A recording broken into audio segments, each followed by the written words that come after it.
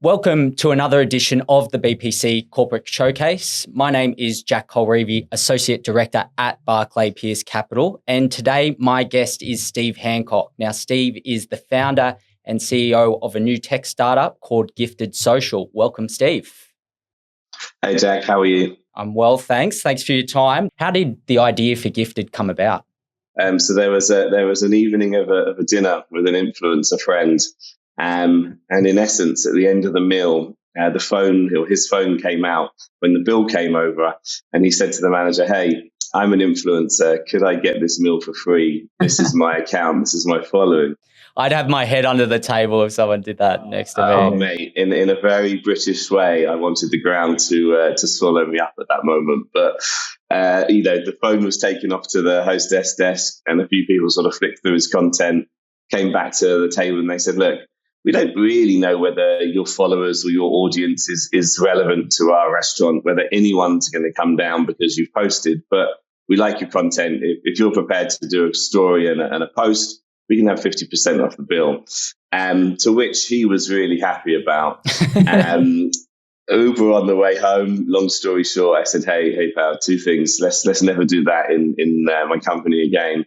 But secondly, and most importantly, it's 2022. That can't be how you live your life as an influencer. To which he said, yes, and me and tens of millions of others. And that's what got the brain ticking for Gifted Social. Give us the elevator pitch on the platform. Yeah, absolutely. So the opportunity I saw effectively was to build a platform that primarily operates in sort of leisure hospitality sector, allowing brands to kind of have an alternative opportunity to working to an agency, building a self-serve, fully AI-powered SaaS platform where brands can basically access influencers matched to their own specific influencer criteria and have influencer content created in return for a gifted experience or a gifted brand. So in essence, removing all the ad hoc madness of thousands of DMs sent by influencers in the hope that a brand might say yes, but also only allowing brands to be served with influencers that pre-match their criteria that's set in our platform. So what's coming in as collaboration requests. Firstly, they've been matched by the system. But secondly, and most importantly, the matches that are coming in resonate with what you want for your audience. So really removing a lot of barriers and putting in sort of structure. Who are some of the brands that you've been able to attract so far? What's been the feedback? So we acquired a database sort of start of this year, and we crafted what we felt was a pretty powerful outreach email. We sort of picked around about 3,000 brands from sort of West Coast America all the way down to you guys actually in Sydney, and click send. But what resounded when we did the mail out is we were getting responses from Hilton, from Dorchester Collection, from Pret, from Nobu, from Virgin Atlantic, from some huge global businesses to say, look, we're really keen with what your platform does. The system's a bit broken currently. It's hard for hard for brands to really track meaningful metrics from a return on investment perspective. Let's switch to the other side.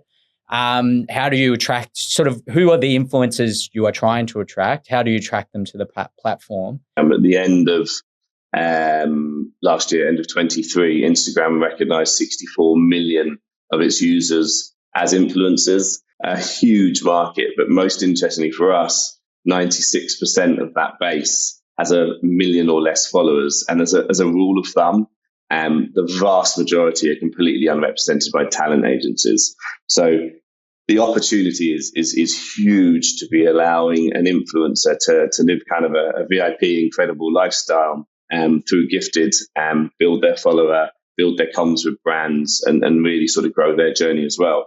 And with that, sort of your first question of how we attract, we went on a traditional marketing campaign at the start of this year across a plethora of social platforms from obviously the obviouses of Instagram and TikTok, but also on Facebook, on Twitch, on YouTube, to sort of give a little show reel of what's to come, what we're building. And pre-launch, we managed to amass around about 16,000 signups of influencers. And we sit today around about 25,000. We're roughly gaining sort of between 80 and 100 organic signups a day from influencers.